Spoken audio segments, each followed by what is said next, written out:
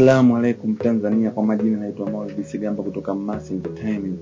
Leo tunaenda kujifunza jinsi gani ya kuinstall font, shape, brush, style, pattern na gradient kwenye Adobe Photoshop. Na bila kupoteza muda, kuna njia mbili za kuinstall vitu vyako.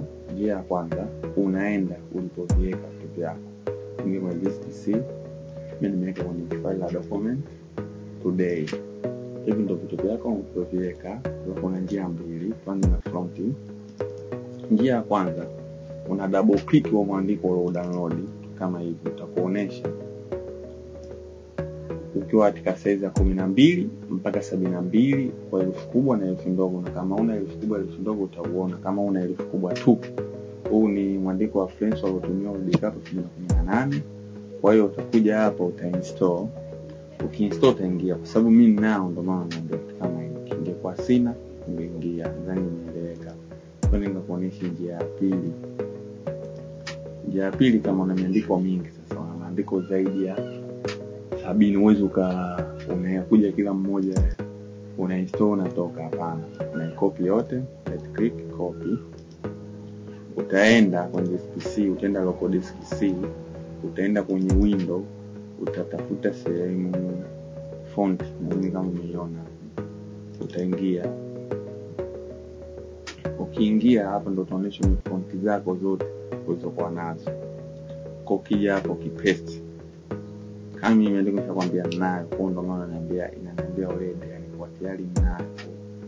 Nitakansel. Kama una ukipaste utaiona tu inaingia hapa. Ikimaliza atakwambia. Nadhani nimeeleweka. Tukaangalie jinsi gani kuinstall kitu kingine.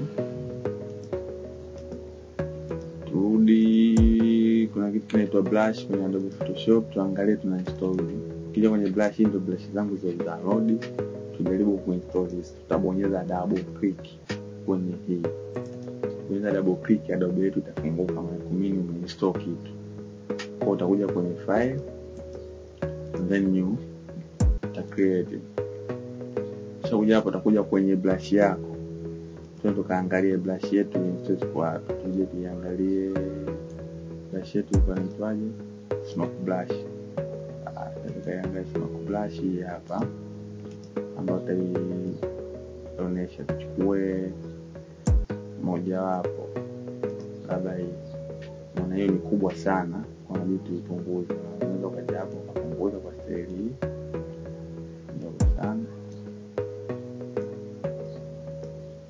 Brush sasa kwenye document yetu, ukiclick nadhani umeiona iko kama mshimo fulani. Kwa hiyo kutokana na document yako utajua nini unataka, brush gani na kitu gani unataka kufanya. Nadhani nimeleka jinsi gani kwa brush.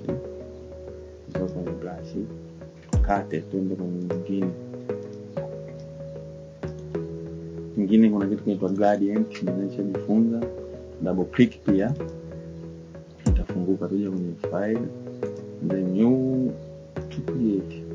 Pia kwenye gradient yako hapa, gradient design mwisho ni hapa. Kwa unaona kabisa zimeongezeka. Kuna gradient zaidi ya moja, wewe huwezi kuwa nazo kwa mtu ambaye atakuwa anafuatisha. Gradient zenyewe zinakuja zinaishia hapa, na hizi ni hapa. Kwa hizo zote ni mpya kana kazi yako. Unataka wewe ulipepa yako, unaweza kuchagua hata hiyo. Ukarudi kaja hapa, ukadrag, ukaona style ulioweka hapo.